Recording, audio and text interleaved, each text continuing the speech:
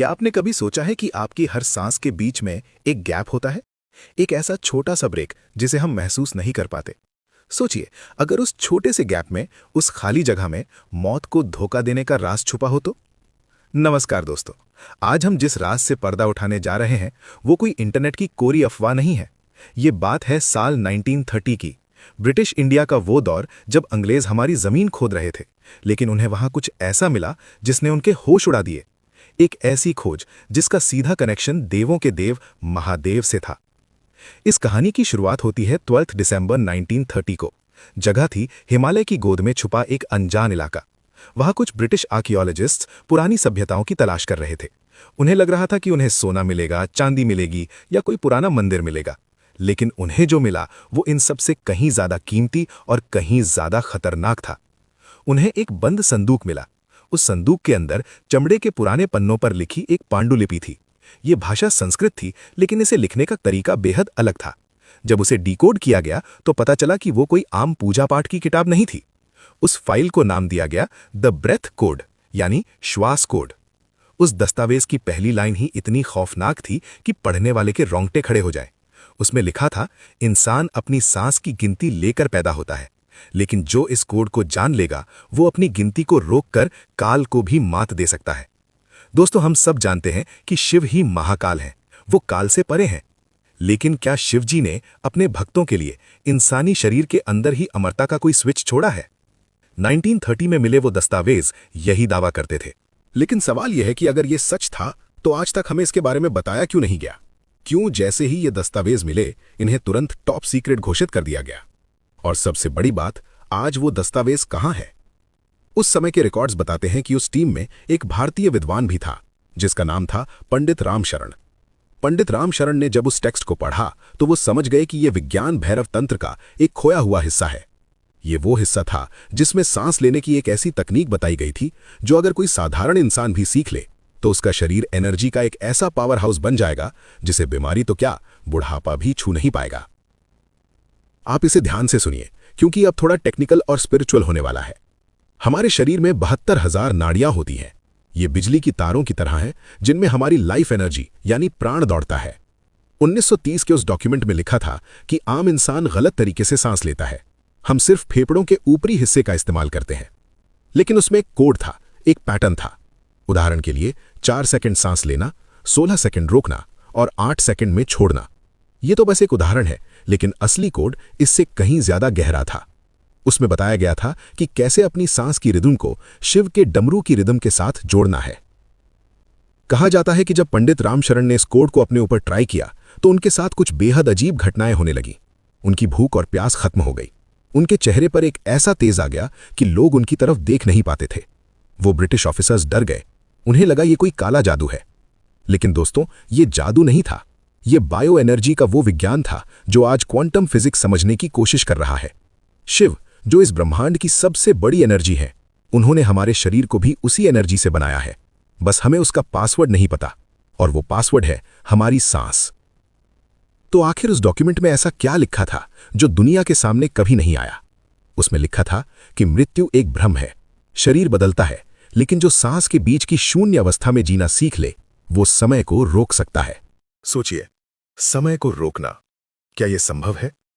अब मैं आपको उस घटना की तरफ ले चलता हूं जिसने सब कुछ बदल दिया। उस रात कैंप में एक अजीब सी खामोशी थी। तारीख थी 14 दिसंबर 1930। मेजर स्टीवेंस, जो उस ब्रिटिश टीम को लीड कर रहे थे, उन्होंने देखा कि पंडित रामशरण अपने टेंट में नहीं है।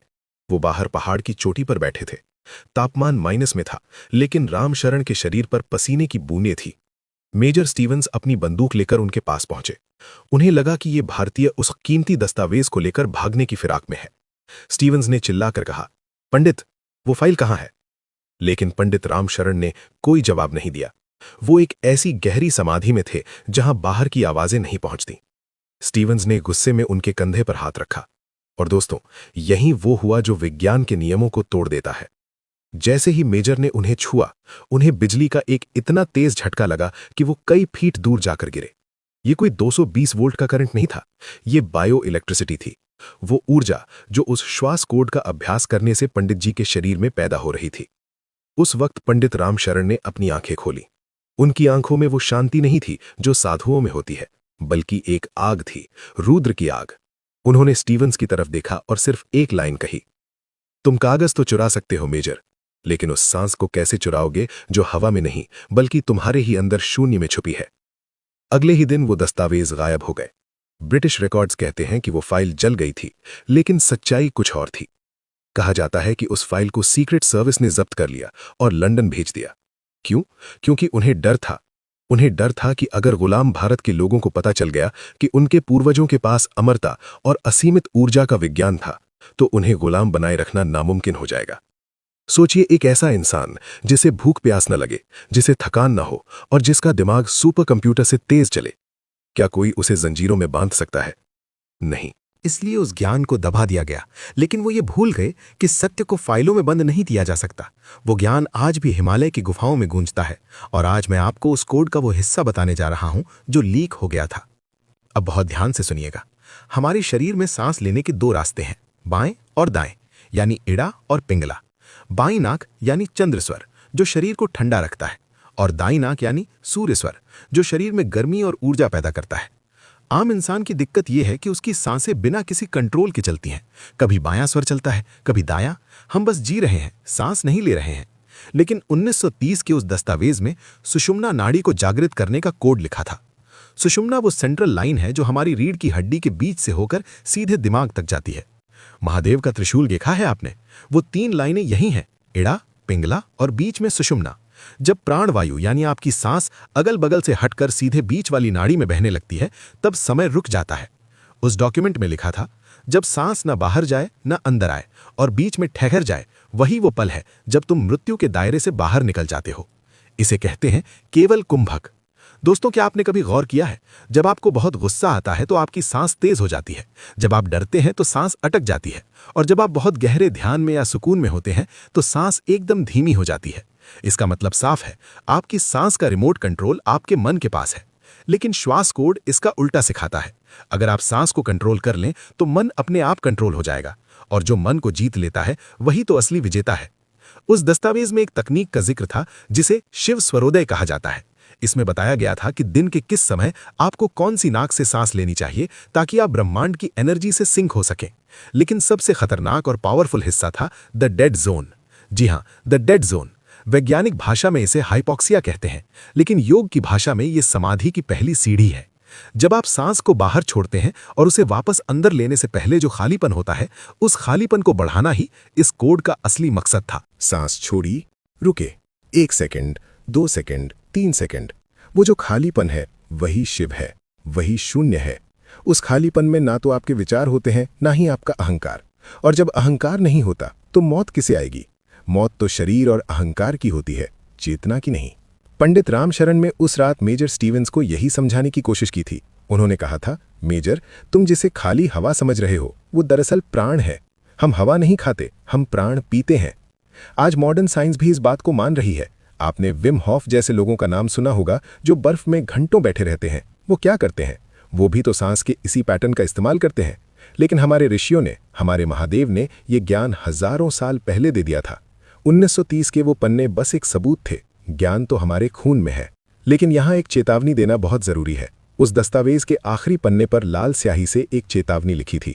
उसमें लिखा था, ये कोड किसी कमजोर दिल वाले के लिए नहीं है। अगर बिना तैयारी के किसी ने अपनी प्राण ऊर्जा को जबरदस्ती सुषुम्ना में चढ़ाने की कोशिश की तो उसका नर्वस सिस्टम जल सकता है, वो पागल हो सकता है। क्यों? क्योंकि हमारा शरीर 440 वोल्ट का करंट झेलने के लिए नहीं बना, और ये ऊर्जा उससे कहीं ज्यादा ताकतवर है। इसलिए गुरु की जरूरत होती है। लेकिन आज के दौर में जब हमारे पास वो गुरु नहीं है तो हम क्या करें? क्या हम इस ज्ञान का फायदा नहीं उठा सकते? उठा सकते हैं, और उसका तरीका भी उसी कोड में छुपा था। तो दोस्तों, वो तरीका क्या है?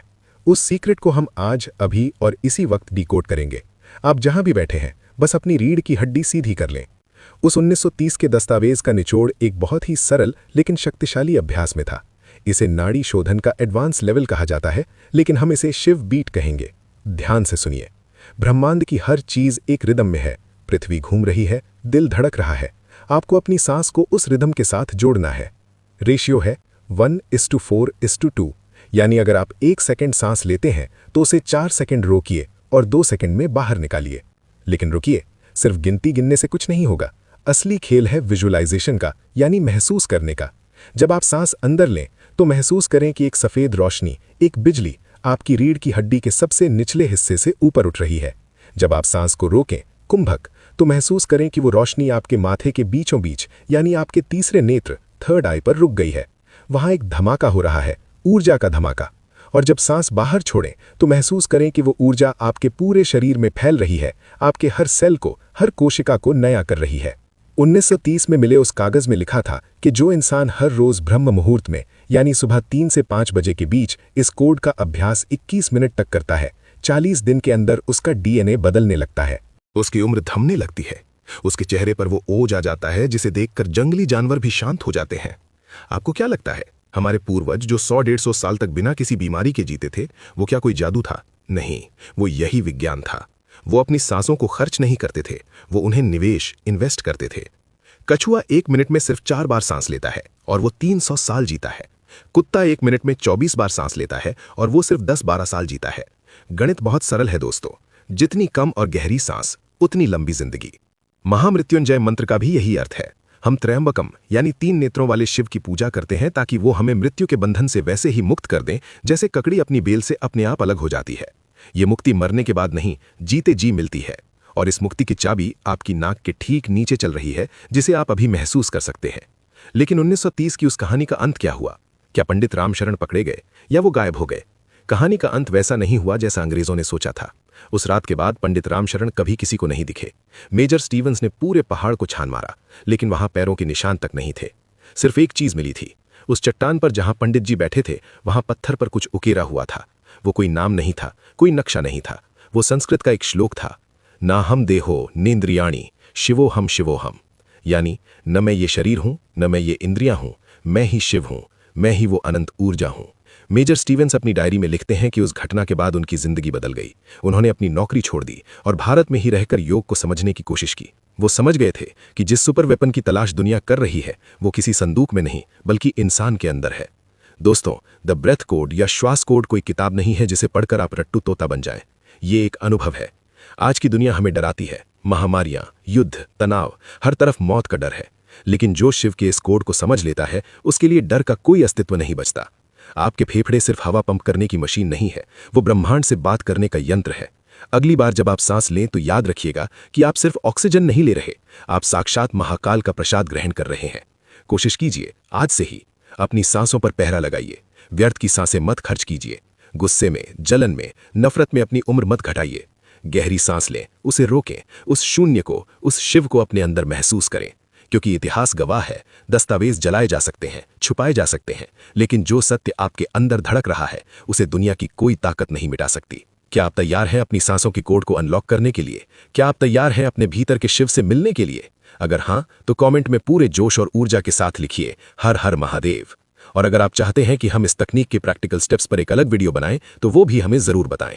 इस वीडियो को उन लोगों के साथ शेयर करें जिन्हें आप खोना नहीं चाहते, क्योंकि ये ज्ञान ही असली संजीवनी है।